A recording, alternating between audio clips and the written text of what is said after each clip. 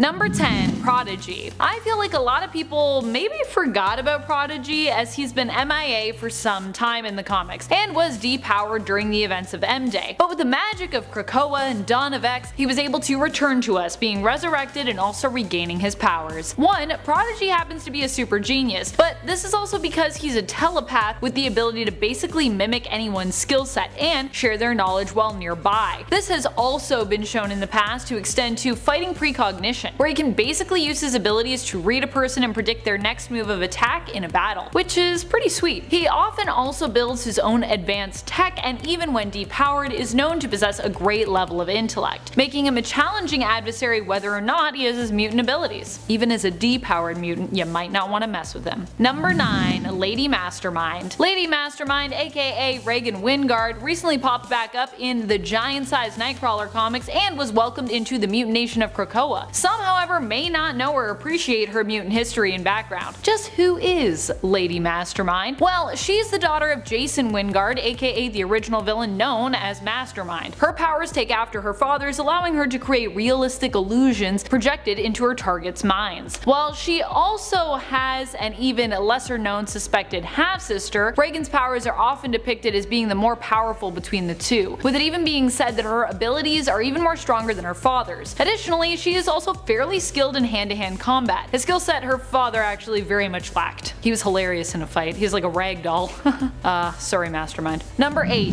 Gentle. Gentle is a mutant with the abilities of super strength. I know, very hilarious considering his name. He can grant himself immediate muscle mass that basically allows him to change size and increase his strength when needed. It is yet unknown just how strong Gentle can make himself, and he is also known for being someone who could potentially even take on the Hulk, although he is more of a pacifist, hence his name. Gentle's real name is Nezno Abidemi. I hope I'm saying that right. Nezno Abidemi. I'm sorry if I'm saying it wrong. It's a hard one to say. He was raised in Wakanda, but always felt like an outsider because his father was Russian. When his mutant abilities surfaced, it was actually Aurora Monroe Storm, who was queen at the time in Wakanda, who encouraged him to be sent to the Xavier Institute so he could learn how to better control his powers. His vibranium tattoos are also meant to help him to control those powers. Also, vibranium tattoos are super cool, but I think they're also super painful to get, so maybe don't get them. You can't, because it's not a real substance, but still. Number 7. Egg. Fabio Medina might not seem like a powerful mutant based on his ability, but since his rise to the supremely important mutant group known as the Five on Krakoa, he can be considered one of the most important and powerful mutants around. When he combines his powers with that of the Five, he has control over life and death. Originally, the bouncy gold balls that he shot forth from his chest were believed to be nothing special, but it was later revealed that these balls were actually infertile eggs, which could be used in the process of resurrecting new mutants. Number 6. Tempest. Eva Bell is another member of the Five. She has actually appeared in less issues than Egg, if you can believe it, despite the fact that she has a pretty neat power set, and it's been neat since the beginning, which allows her to time travel. Tempest, as she used to be known, was able to control the passage of time in a specific pocket of space. She could also slow time in a current space that she also inhabited, either slowing time around her or creating time bubbles to manipulate time in that bubble, where she could speed it up or slow it down. The only challenge for her has been losing control of her powers, which can cause them to behave unpredictably. Still, controlling time is a pretty impressive and powerful ability to have. Number 5. Empath. Manuel de la Rocha made his first appearance in the original New Mutant series, where he was part of Emma Frost's team known as the Hellions. He's recently reappeared in the newest Hellion series from 2020 and proves just how powerful, but also how sadistic he can be. Empath's power is, you guessed it, empathy, and he can use this power to not only sense others' emotions, but also to control them, in effect manipulating others into doing whatever he wishes them to do. His influence can be subtle, such that someone might not even realize they're being manipulated by him, or it can be more forceful, turning his victims into complete husks of their former selves and bending them fully to his will. Number 4.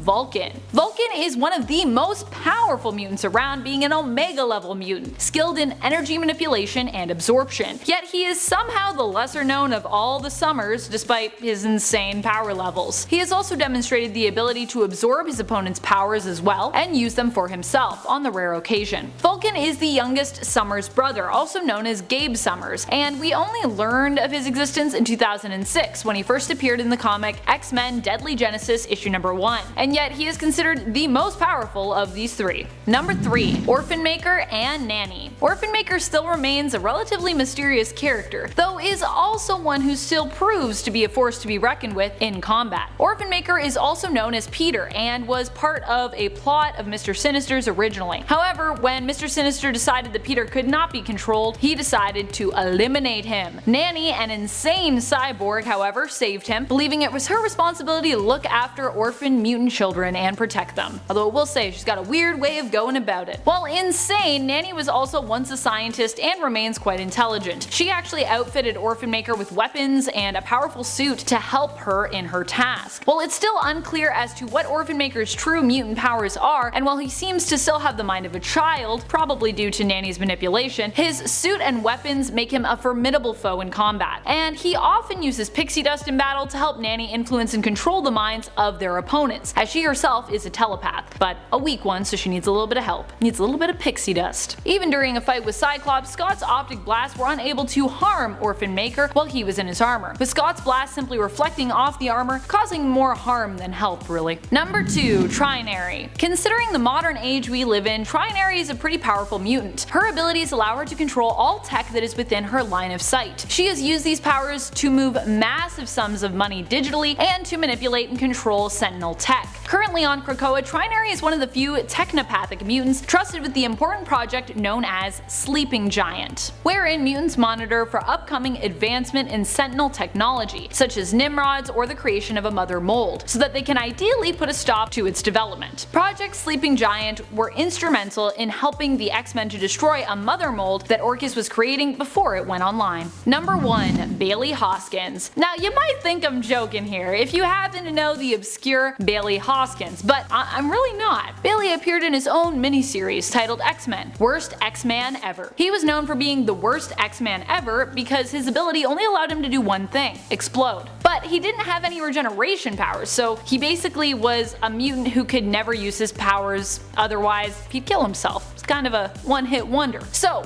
how is that powerful? Well, it's also implied in the series that when he does choose to sacrifice himself and blow up the villain of the story, that he makes it possible for Earth-616 to come into existence. So without him, we wouldn't have the main Marvel continuity that we know and love today, potentially. If saving the entire continuity from becoming a dystopian future isn't powerful, then I don't know what is.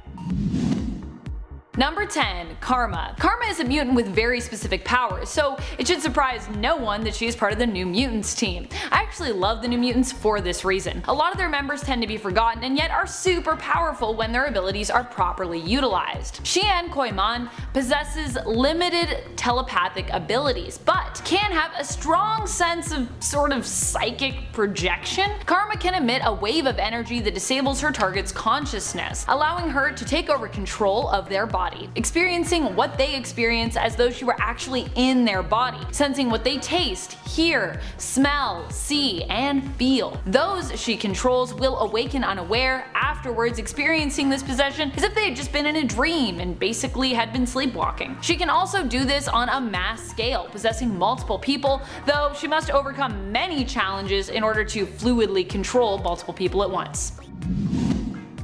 Number 9. Hijack. Hijack is David Bond, a technopath mutant who can use his abilities to telepathically control any vehicle. He's used his powers to control massive sentinels and even control an entire helicarrier. The rule seems to be if you can steer it, fly it, or drive it, Hijack can control it. Although it has been implied that the vehicle in question likely needs to have some kind of mechanical makeup, so sailboats are probably not something Bond could manipulate, unless you had a sailboat that also had an engine, which I think is a thing now.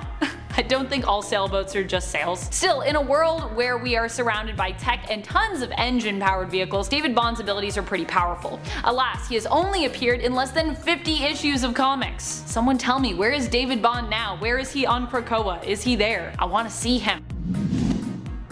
Number 8. Summoner. Summoner is a new mutant whose name also signifies the type of mutant that they are. They are the child of Apocalypse's first horsemen of war. Arakko, the landmass itself, was drawn to Krakoa and Krakoa to it. The two fused together to increase the size of the land overall, although Arakko is not yet considered safe and is basically known as kind of the monster territory part of Krakoa. I mean, technically it still isn't Krakoa, but they're attached now, so they are each other. Summoner's abilities allow them to summon the dark beasts of Arakko. We don't know too much about them yet because they've only been in a few issues, but what we do know is that they can withstand the blast of one of Cable's thermal grenades, his last one in fact, without taking virtually any damage. So overall, they seem like they're going to be pretty crazy and powerful. X of Swords, I'm assuming we're going to see more about them.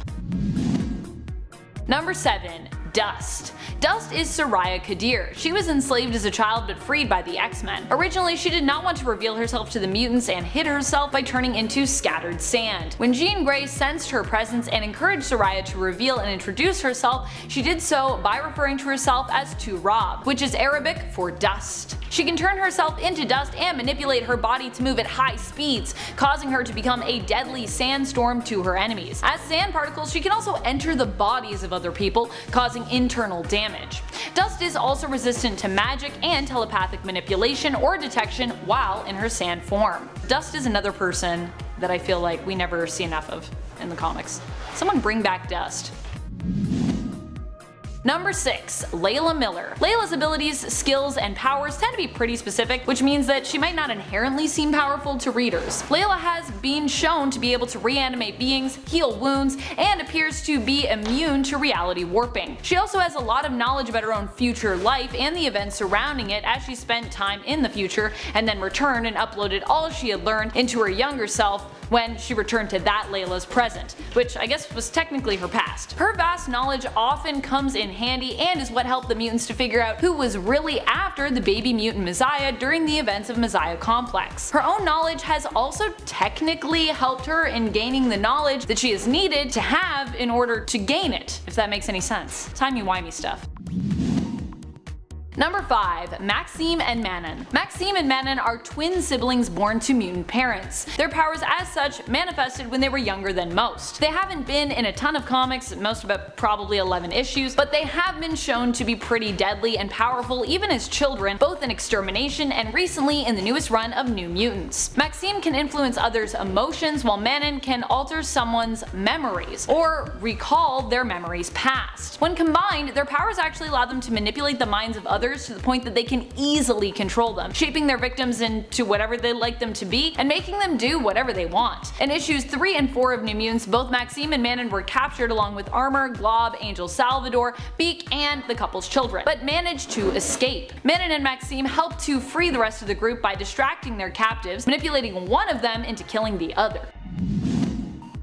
Number 4. Mirage. You might not recognize her mutant name, but if you've seen the New Mutants film, or you are familiar with the New Mutants at all, Mirage will be someone that you maybe know. Mirage is actually Daniel Moonstar. Standard X-Men fans may be less familiar with Dani, but she has also been one of the X-Men, and she is known for her affiliation with the New Mutants crew and all the female defenders who are also known as Valkyraur. Dani herself became a Valkyrie when the New Mutants were kidnapped by Amora the Enchantress and taken to Asgard, so she doesn't just have her mutant power of illusion creation and telepathy, which originally she could only use to recreate the fear of others, but she also has some of the powers granted to Valkyries. Oh, and she can make cool psionic arrows too.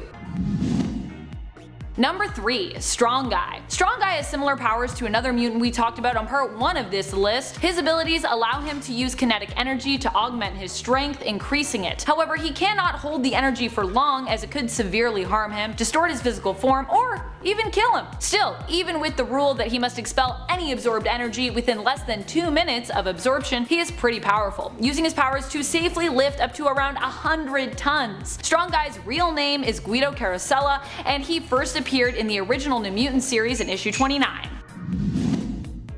Number 2. A mutant with no name. In the alternate reality belonging to the Ultimate Universe of 1610, we got a story that introduced us to a mutant who had no name. This mutant's powers were so devastating that we were not permitted the time to get to know him. His powers had only only just manifested, but they were so deadly that they caused the deaths of over 200 people in his hometown, including his parents and his girlfriend at high school, with the deaths being almost instantaneous. But there was no snapping involved. It wasn't a Thanos thing. No Infinity Gauntlets. His mutant power was basically to kill everything around him, radiating toxins and poisons that basically vaporize organic tissue. He was so dangerous, powerful, and deadly that Wolverine was sent to eliminate him, as the young mutant's existence posed too much of a threat to the mutant image, as well as both humans and mutants alike, just in general.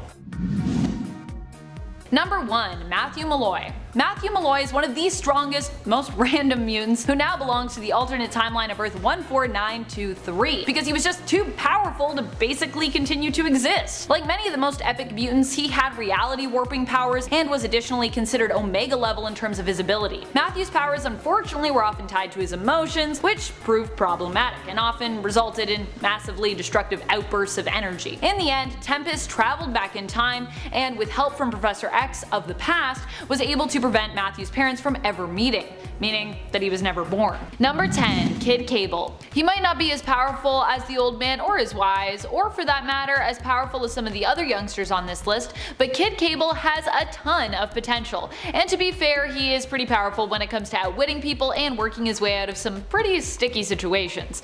He also has the Summer family waiting in the wings to back him up when he needs. While their power is obviously not his own, having both his mom, Marvel Girl, and dad, Cyclops, as frequent allies, as well as his sister Rachel, is something that should be noted, because there are many times these days in the Dawn of X line where we see this family supporting one another and teaming up. Cable has his powerful telepathic and telekinetic powers, as well as his love of big guns and big swords, to help him qualify as one of the most powerful and sometimes resourceful teen mutants around.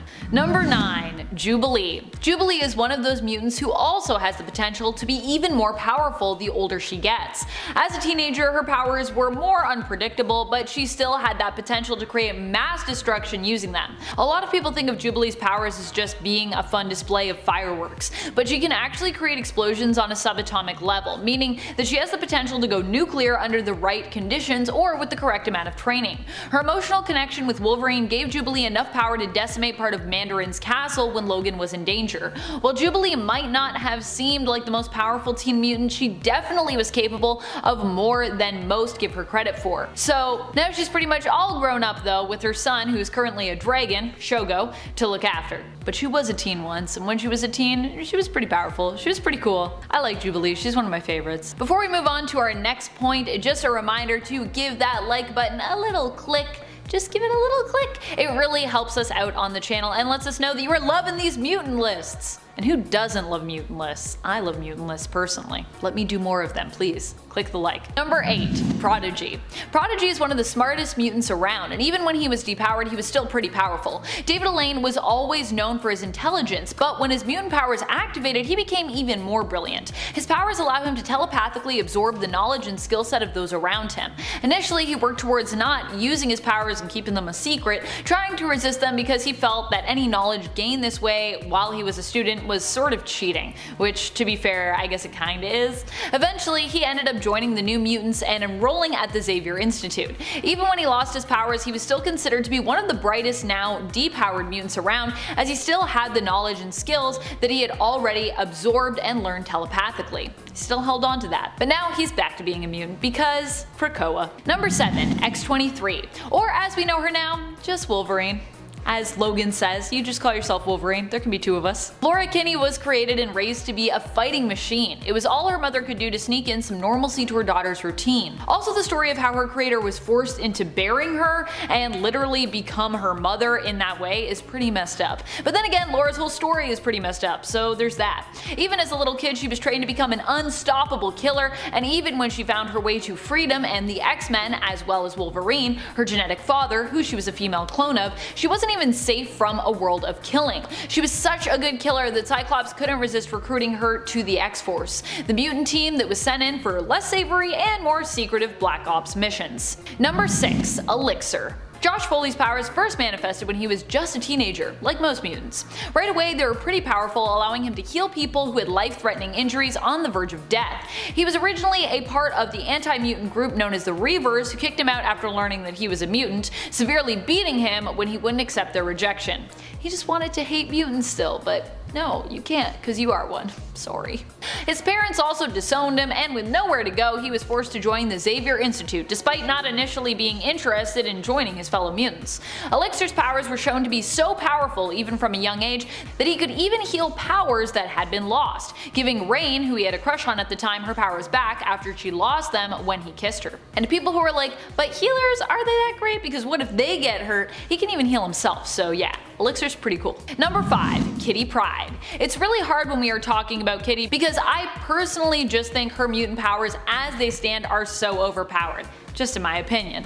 We also have to consider that Kitty Pryde kinda got fast-tracked during her time on the X-Men team. When Kitty joined the X-Men, she was basically a teenager and she was already pretty powerful. In fact, she could walk on air back in the original X-Men days. And Kitty also didn't have any trials on other young X-Men teams. She was kind of just put on the X-Men right out of the gate. So that is pretty crazy. Straight out of the gate, she was working with the pros. Of course, over time, she has had some of her weaknesses tweaked and even removed, but in exchange for some of her other secondary abilities kind of being lost. Teenage Kitty also went on tons of adventures that were just always seemingly adding and building on her skill set list. And even now as an adult, Kitty, or Kate as she currently prefers to be called, is still one of the most powerful and often, in my opinion, underrated mutants that we have on the X-Men roster today. Number 4. Magic. Magic is insanely powerful, even as a teenager, simply because she spent so long training with the powerful magic user turned demon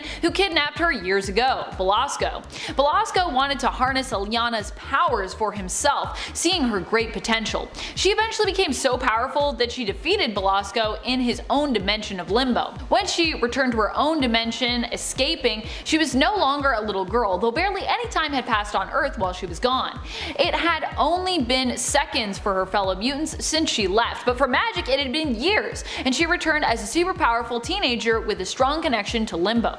While in Limbo, actually, Magic is basically a god, as being in Limbo puts her closer to her power source and effectively makes her almost undefeatable while there. Number 3. Jean Grey. Even when we see any teen versions of Jean, they are known for usually being very, very powerful. While we might now know Jean as an adult woman who is immensely powerful when she needs to be, or when the plot requires her to go into Phoenix mode and kind of act as a deus ex machina, we also have met younger versions of her thanks to various time traveling shenanigans. Even as a teenager and a child, Jean is often portrayed as being exceedingly powerful. In fact, when she originally met Xavier, her telepathic powers were so great that he was forced to put up mental blocks to protect her from them until she was better equipped to handle such an elevated level of power.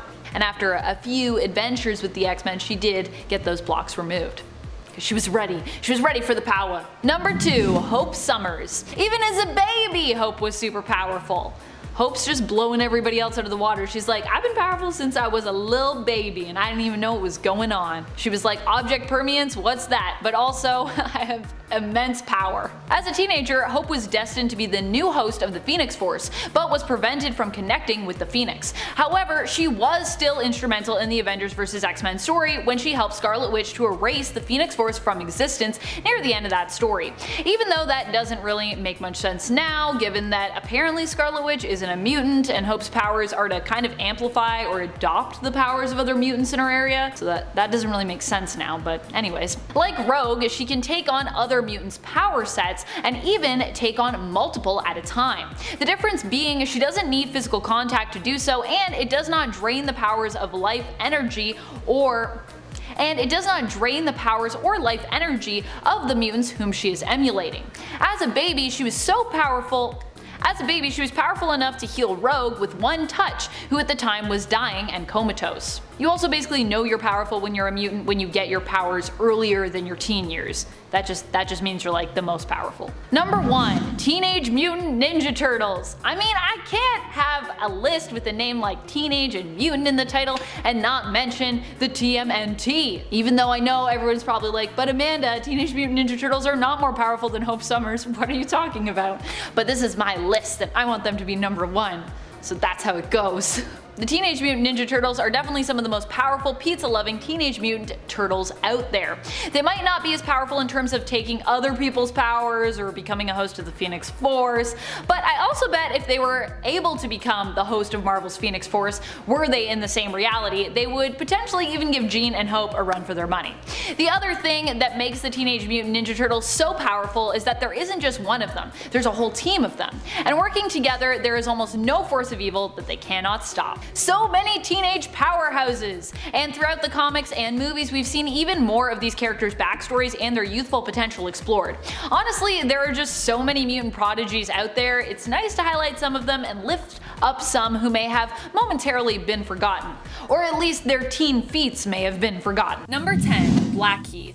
Blackheath is Samuel Smithers. Yep, in the reality of 1610, Plant Man is instead a mutant. His powers are similar to that of Poison Ivy, allowing him to control plant life. Blackheath was one of the mutants who was kept in William Stryker's camps. While there, he ended up meeting and befriending Storm, and would be one of the few mutants left when Utopia came about. Number 9. Mach 2. Mach 2 is Nomi Bloom. She is kind of like the second coming of Magneto, but not as much of a villain. Or at least, she comes around in the end.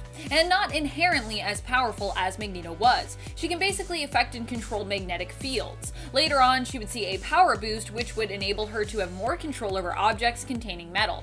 Mach 2 is also known for being a rival to Kitty in terms of her leadership over the surviving mutants of Utopia. People are going to be like, what is Utopia? And I'm going to be like, don't worry. We're getting to that much later, but it's coming. It's slowly you'll get little bits of information. Number 8.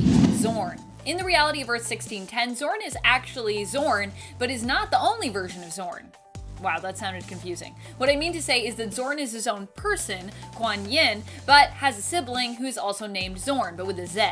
They were each given their powers as part of the Southeast Asian Republic's Super Soldier program. Zorn with an X is the one who you typically see clad in the color white. He is an amazingly powerful telepath and telekinetic. While both characters may have been introduced later and have been somewhat short-lived, they are both presented as being pretty powerful during their time in the comics. And friends, before we move on to this next spot, if you are loving this list, be sure to let us know by giving this video a thumbs up. Number 7. Zorn. This is the sibling I was telling you about. Zorn with a Z or a Z is Shen Yin, the brother of Zorn with an X. His powers are much darker in nature. It's actually believed in the comics that Zorn and Zorn were sort of destined to bring a sense of balance to the world and mutant kind, symbolically sort of representing yin and yang, black and white. Zorn's powers are basically akin to a black hole. He emits a black hole energy and can use his powers to manipulate gravity. In the end, Zorn sacrifices himself when he realizes that he cannot win in the war against the Children of Tomorrow. In his death, he effectively becomes a black hole in retaliation. Number 6.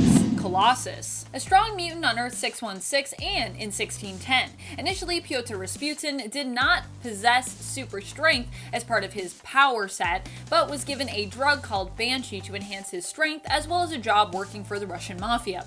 Eventually, he ended up joining the X-Men, though he would leave the team on a few separate occasions. He'd managed to hold off Scarlet Witch, save a submarine that not even the Ultimates were capable of saving, and defeat Proteus, David Xavier, Xavier's son, who threatened the entire world with violence, traveling around and targeting international landmarks the world over. Differences between Colossus of Earth 1610 and that of Earth 616 is that here he isn't inherently strong, as I said before, in his steel form, but needs Banshee to give him that boost. And he's also gay. He even for a time dates fellow mutant Northstar. Number 5. Jimmy Hudson. Jimmy Hudson is the son of Wolverine. He also inherited his claws, superior senses, and regenerative healing factor. Like his dad, it's believed that his powers may actually be based in survival as opposed to just healing, with James being seen as adapting to survive injury or harsh environments as needed.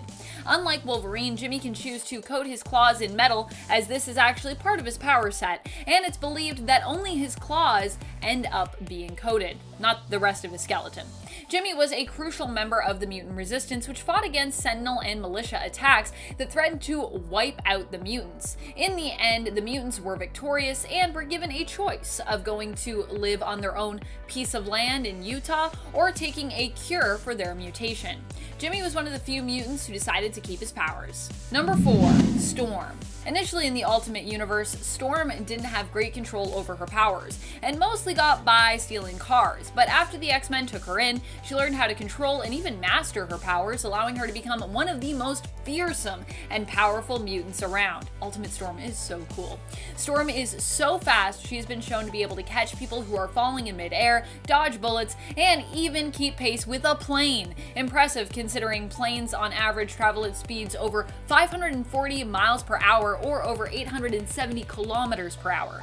That's fast. She's also likely not someone you want to tangle with, as even when she takes hits in battles, she tends to keep fighting or instinctively strike back. Using her lightning storm and weather control powers, she's also managed to defeat multiple opponents with one single attack, whether they be Sentinel opponents or human opponents, and in some cases, even killing them. I think at one point she kills like 11 people at once, and it's just like, okay. Don't mess with Storm. Got it. I mean, I already knew that before from her 616, but now I really know. Number 3, Jean Grey. In Ultimates, it almost seems there is nothing Jean can't do. Before she joined the X-Men, she was in a mental institution as the manifestation of her powers made her seem insane. However, Professor X would save Jean and recruit her on his X-Men team, with her being the second member. In the Ultimate Universe, we have seen Jean become possessed by what she thought was a cosmic entity referred to as the Phoenix God, and almost lose control and her sanity. The biggest problem with Jean is similar to that of her Earth 616 counterpart. Immense power threatens to basically break her mind, or at least take over her sense of sanity. In the comics, Jean is not only a skilled telepath, and was even able to read Wolverine's mind, something Professor X believed wasn't even possible, but she also happens to, weirdly enough, be a skilled doctor and surgeon as well, although I'm pretty sure she doesn't have any medical license. Say what? Jean was even shown to be capable of connecting and tapping into the multiverse to reach out and see various versions of herself. Basically, she can do everything, because being a telepath is crazy powerful. Number 2, Magneto. Obviously, one of the most powerful mutants out there has to be Magneto, not just for the powers of magnetism that he wields, but also just for his influence. Magneto was the mastermind behind Ultimatum. I suppose I should use the term mastermind lightly there, as Ultimatum in general is not really seen very favorably in most fans' eyes. I admit it was controversial and caused a lot of perhaps needless death. In fact, I would say it was needless death. But you have to acknowledge just how much of a threat it painted Magneto out to be. While I'm not sure about Magneto basically committing genocide as a victim of one himself, you have to admit that this made him one of the most fearsome characters in all of the Ultimate Universe. And for Magneto, there is power in fear, even though oddly enough, it is usually fear that tends to power the hate that he often stands up against. Number 1, Kitty Pryde. One of the most powerful characters as a leader especially. She ends up becoming the ruler of the mutant tent nation that the mutants dub Utopia. This is a portion of land in Utah that the mutants who choose not to accept the cure are given. In fact, all those who refuse to take the cure are forced to live there. Kitty ends up fighting a war against Jean Grey in the Ultimate Universe as well, because Jean wants Kitty to join the mutant nation that she was put in charge of ruling after the death of Zorn with an X, Xian. But Kitty refuses to bring their people together. Kitty is such a good leader, she even steps down from her title as the leader of Utopia to help ease the target on her own people's backs because of her and Jean's conflict. Kitty and Utopia would end up winning that war, and Kitty would also play a crucial role in defeating Galactus as well. Also, I gotta say, that whole World War X thing, it was pretty weird. It was pretty weird, friends. Number 10, Warbird. While not a specific member of the core team, Warbird was a member of the Jean Grey School. In fact, she was considered a member of the faculty of sorts. She arrived with Kid Gladiator when he came to attend the school. She also fought on a few separate occasions to protect the school and its students, namely of them Kid Gladiator. Warbird herself is not a mutant but a member of the Shi'ar alien race, and was born to be a fierce warrior, which indeed she is. Warbird is as much her codename as it is her rank in the Shi'ar's forces. Warbirds are considered elite warriors in the Shi'ar Empire who are basically bred and trained from birth to be the best of the best. Number 9, Dagger. Dagger was recruited alongside Cloak to join the Dark X-Men, Hammer and Norman Osborn's supplemental mutant team. Although Cloak and Dagger are technically not mutants, but they were considered, I guess, mutant enough. The history of the retcons involving their origin are long and quite inconsistent, and I've talked about it at length before in other videos. At one point they were considered mutants, and on and off have been considered as such in the comics, but ultimately it seems they're considered to be simply believed to have been mutants, while their powers actually came from exposure to experimental drugs. And friends, before we move on to this next spot, if you are loving this list, be sure to show your love for us by heading on over to Facebook, clicking that follow, clicking that like. We're gonna have some exciting new content coming your way over there, so you're not gonna want to miss it. Number 8. Cloak. Cloak also joined the Dark X-Men with Dagger, but previous to that, the duo had adventures as well with the Power Pack and the New Mutants back in the day. Being not specifically X-Men team members, but at least, X-Men adjacent.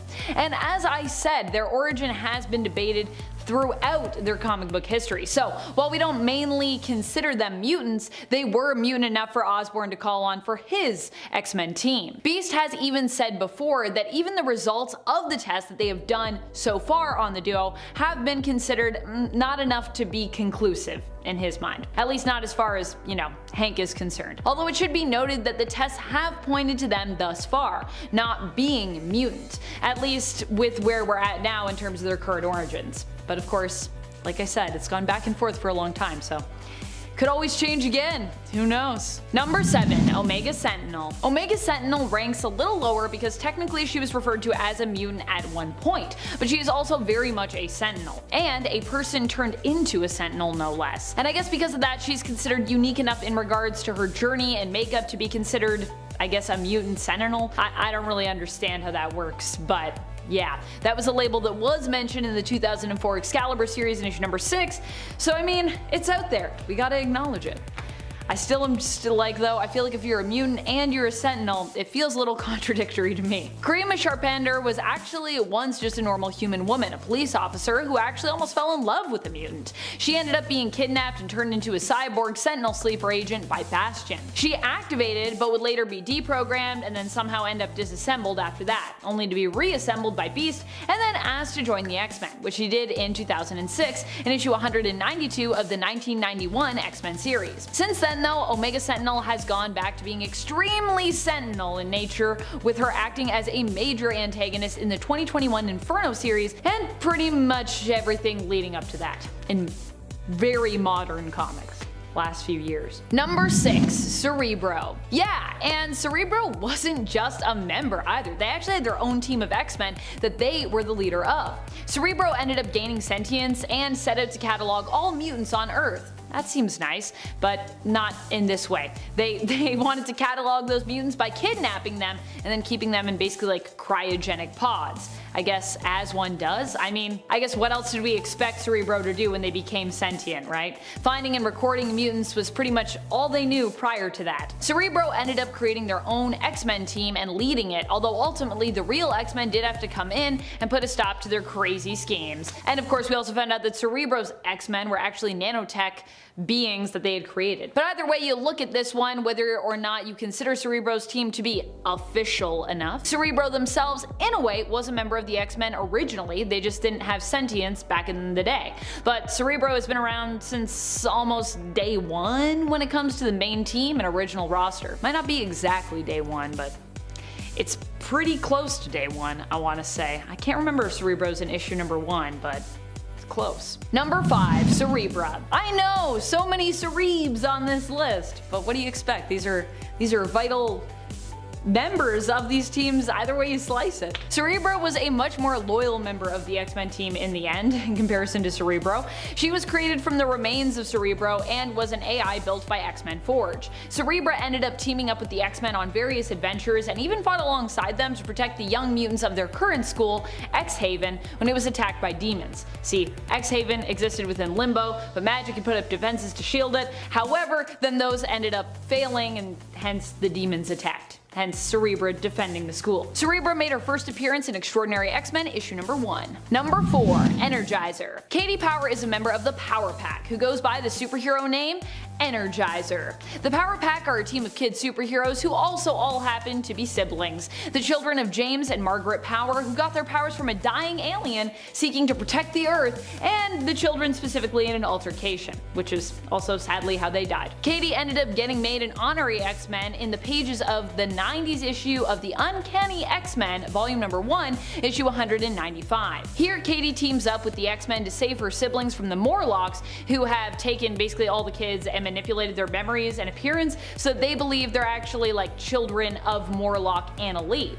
Katie is given a jacket by Kitty Pryde in the issue and made an honorary X-Men as she joins the team to go down into the sewers and rescue her siblings. Also, don't worry, the siblings get rescued. I love the Power Pack. The Power Pack is like just an adorable, just wholesome, fun time. Number 3. Hepzibah. You might be familiar with Hepzibah if you are familiar or perhaps very familiar with the X-Men. Actually, Hepzibah isn't even really Hepzibah's real name, but we can't pronounce Hepzibah's real name, so just call her Hepzibah. She actually has a long history with the team of the X-Men, but also with an important family member of that team, namely Summer's patriarch, the father of Scott, Alex, and Gabriel, space pirate Corsair, or the father of Cyclops, Havoc, and Vulcan, if you rather. In fact, Hepzibah met Corsair in prison and helped to orchestrate the escape of those that would found the team known as the Starjammers.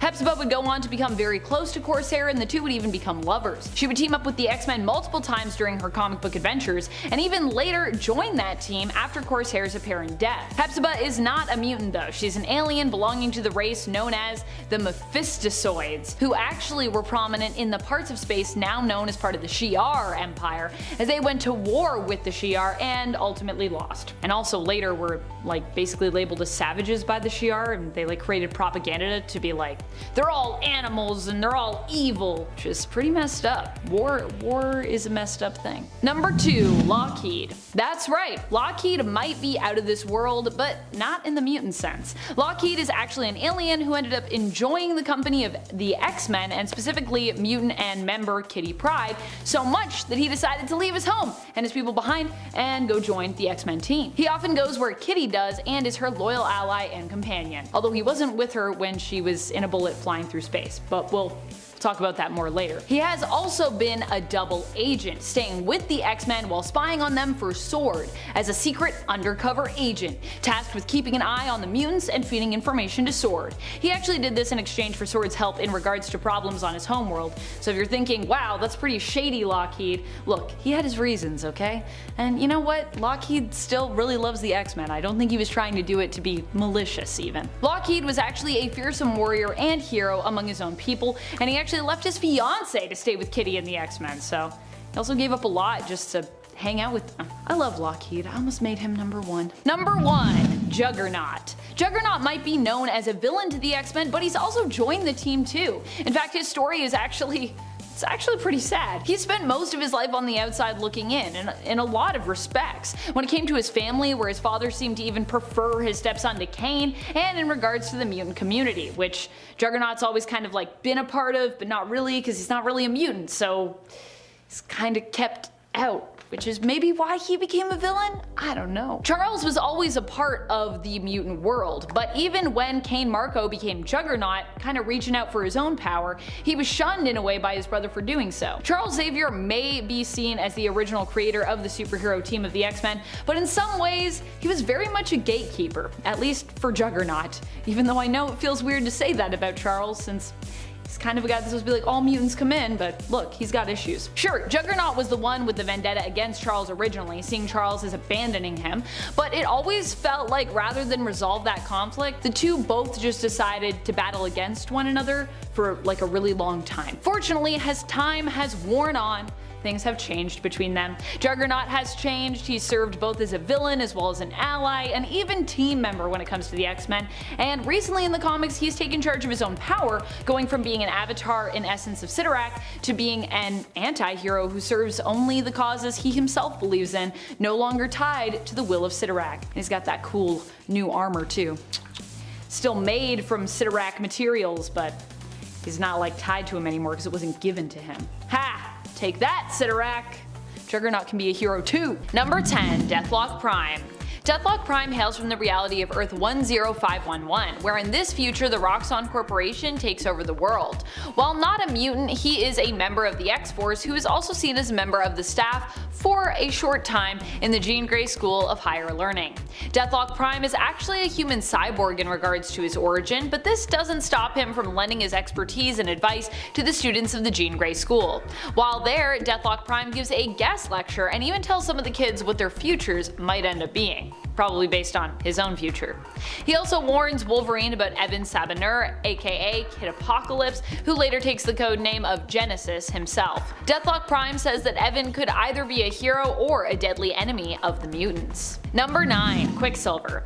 Okay, so a lot of people in the comments for the part 1 of this list really wanted me to include folks like Franklin Richards, aka Powerhouse, Scarlet Witch, and her brother Quicksilver on that list, or on a potential part 2. Here is the problem with that. While Franklin, Wanda, and Pietro were all once considered mutants and yet are no longer, none of them were technically members of the X-Men team, which is why I couldn't really put any of them on that list.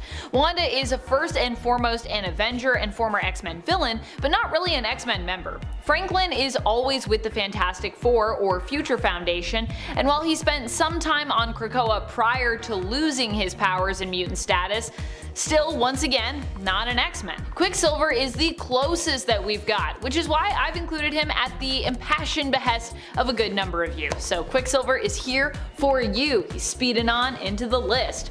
Quicksilver was never on the X-Men team, but was a member of one of the X-Factor teams. And while many people forget this fact as it's no longer considered, I guess, the most iconic iteration of the team, the X-Factor team, the original one anyways, was created to actually be a team for the original X-Men to be on when they made their return to the spotlight years later, but the name was already basically taken at that point by a newer team featuring sort of the next era of mutant heroes such as Wolverine, Rogue, and Storm. The version of the X-Factor team that Quicksilver was a part of was also a return to that original team's government-funded roots, which the first X-Factor team was government funded. And friends, before we move on to this next spot, if you are loving this list and you want to show your love for this channel in a different way, you can head on over to Facebook where you can give us a follow, give us a like, and do all the Facebooky things. Number 8. Elisande Stewart. Elisande Stewart was one of the founding members of the British Who, or at least one of the most important members of that organization, which also stands for the Weird Happenings Organization, I believe. As a result of her work, Elisande would often run into and team up with the Excalibur team. Later on, she ended up also being considered a member of the unofficial Muir Island X-Men team, as she aimed to help defend Muir Island from the Reavers. Elisande Stewart herself is just a normal human lady, not a mutant. She serves in the British Army where she holds the rank of Brigadier. Or at least, she did hold that rank. She's technically dead now. She was framed by a rival organization and then later killed without much thought by Jamie Braddock while he was using his reality warping powers, as Jamie is wont to do. Number 7. Kid Gladiator. Kid Gladiator, despite not being a mutant, actually attended the Jean Grey School for Higher Learning himself. On part 1 of this list, I talked about his sort of bodyguard turned school staff member Warbird, but I didn't make Q-Bark his own point. So here we go. Kid Gladiator is the son of Gladiator, aka Calark, and as such can be extremely powerful due to his physiology and his heritage. However, as a kid, this kind of became a problem. At one point he destroyed half of the Shi'ar royal city Chandalar just because, well, he could. As such, his punishment was to go to Earth and learn how to better control and use his powers at the Jean Grey School, which I feel like he took as a punishment, but maybe Calark was also like, look, you just need to figure it out, okay? Can't just go destroying cities and such. Number 6. Deadpool. Deadpool definitely wasn't a member of the X-Men because they wanted him there. While Deadpool has a long history with the X-Force team, when it comes to the mainstay team of the X-Men, the mutant staple team at Marvel Comics, Deadpool was actually only permitted to be a kinda like an honorary member. I mean, he was given full membership, so technically he's a member. So that the X-Men could keep a closer eye on Wade, basically. Deadpool desperately was searching for his purpose in life and got it in his head that joining the X-Men was the best way for him to be a hero. He ended up leaving the X-Men team after helping them out with a problem that they believed he'd actually caused, but in reality he was kinda just like framed for. Well, I guess in the end, the X-Men kinda like kicked him off the team, but he also was gonna leave anyway. So there. Number 5. Dr. Kavita Rao. Dr. Kavita Rao is an important ally and friend to mutant kind, who was once a very misguided and powerful enemy. She attempted to cure the legacy virus when it was running rampant, but failed to do so before Beast, Hank McCoy, did. Later, she was then approached to create a cure for the mutant gene, with the understanding that it would not be used by force, but would simply be given to those that wanted it, people whose powers were basically super dangerous and had potentially even ruined their lives in some cases. Dr. Rao decided to accept the task. She successfully created a serum which turned mutants into humans. The cure was named Hope. After it was revealed that whole plot was about exterminating mutant kind, Dr. Rao submitted to the will of the X-Men. They destroyed her research, with only Hank keeping the last sample of the Hope serum. In the end, her villainous actions later inspired Dr. Rao to set down a path of redemption after the events of M-Day. She joined a team of scientists brought together by Beast to help bring back mutant kind. Dr. Rao would remain working with and alongside the X-Men throughout their Utopia days, and was later a staff member for the Jean Grey School of Higher Learning. Number 4. Dupe. Despite Dupe being a glorious weirdo, he's never really been confirmed as a mutant. We don't really know what exactly Dupe is. He is either a mutant or some kind of possibly alien or being from another dimension, but the bottom line is it's never been explicitly verified and set in stone what his origin is. And honestly, this is Dupe we're talking about, so I don't think it ever will be. As a result of all that, he's a candidate for this list, despite being maybe one of the weirdest teammates, mutant or no. Dupe has had many adventures with the X-Men and was even the receptionist at the Jean Grey School for Higher Learning, joining up with and aiding Wolverine there. He's also been seen on Krakoa since then. It's clear that Dupe feels most at home among mutants, and that is a place where he gets to be, even if he isn't a mutant. Number 3. Amanda Sefton. Amanda Sefton is the adopted sister of mutant and X-Men member Nightcrawler. She is also one of Kurt's major love interests. Yeah, it's complicated. Amanda was actually an alias that she adopted when she went to investigate what her adopted brother Kurt was up to after the death of their brother Steven was kinda pinned on Kurt. Undercover, Jermaine Zardos, which is her real name, became Amanda Sefton, and it was during this time that Kurt would actually fall in love with her, not recognizing, I don't think, that Amanda was his sister Jermaine at the time. At least, I'm pretty sure he didn't recognize that. I'm not sure if she really even changed her appearance, so it's a whole weird thing. Jermaine, or Amanda as we more commonly know her now, is a powerful sorceress, but is not a mutant, and has been an ally to the X-Men, also belonging to their unofficial Muir Island team. Number 2. Spider-Man. Spider-Man has been a longtime friend to the mutants. Although they initially got off on the wrong foot when they first ran into each other in the comics, they eventually realized that they were both on the side of good and ended up becoming friends and allies. Spider-Man in the 90s animated series even goes to the X-Men for help, hoping they can actually cure him, but only to learn that Professor X isn't so much about like curing anyone as he is about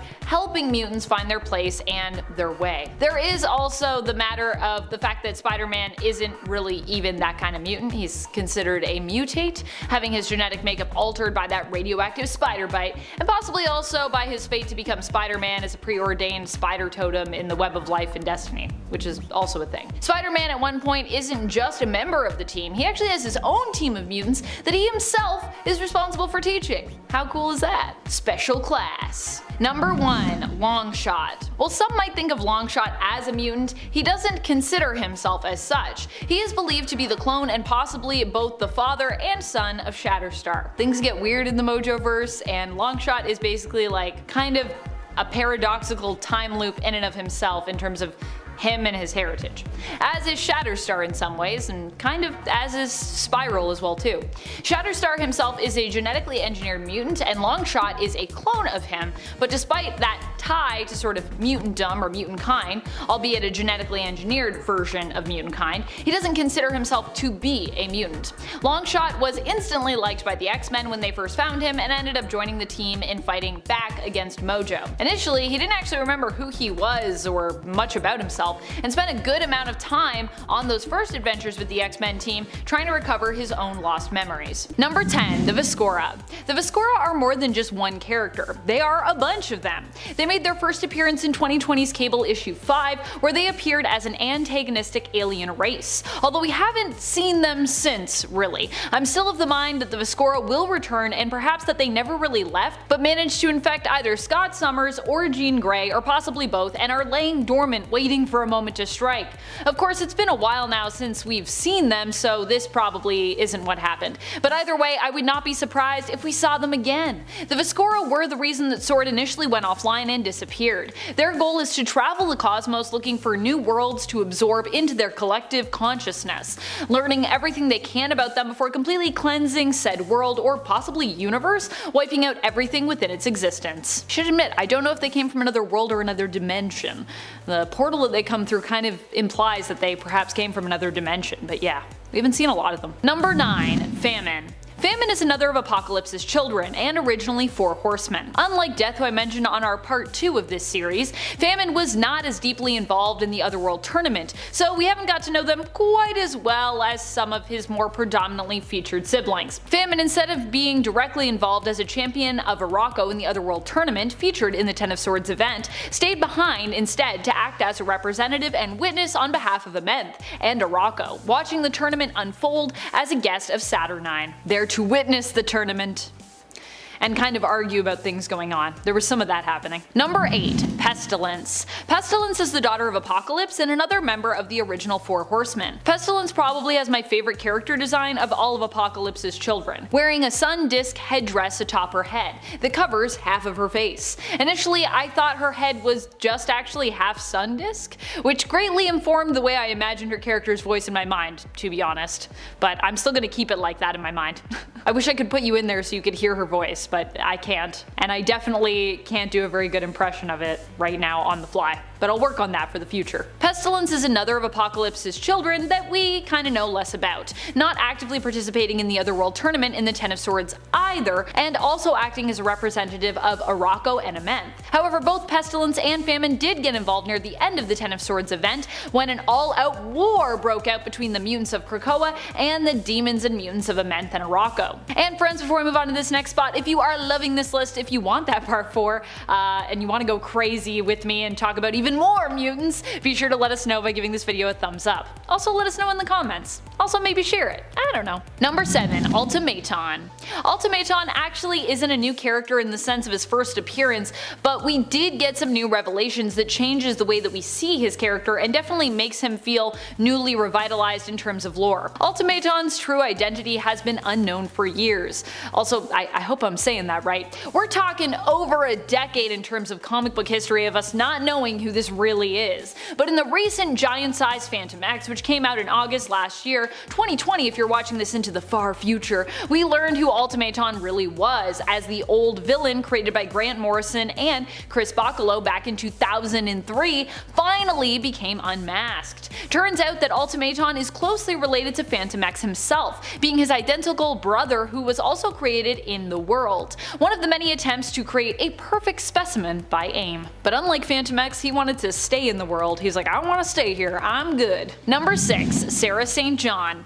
Although another seeming non-mutant, Sarah St. John could definitely be a huge person of interest moving forward in the new X-Corp comic. Also, this comic was probably my most anticipated new X book in terms of all of the ones we've had announced up till this point. I was just so excited for a business-focused series, plus the return of the X Corporation, plus Angel and Monet both getting to have their time in the spotlight as the main characters of this book. And I gotta say, so far it has not disappointed me, even with all my extra hype about it. X-Corp issue 2 is the Hellfire Gala issue, where the newly relaunched X-Corp team are holding meetings with those interested in investing or otherwise helping the corporation along, making partnerships with them or working for them, you know what I mean? One meeting they don't really manage to get to until it's too late is with Sarah St. John, a representative of Noblesse Pharmaceuticals. Sarah proves to be charming when they do meet up, and is the only human who reached out to X-Corp to arrange a meeting during the evening of the gala, should be noted.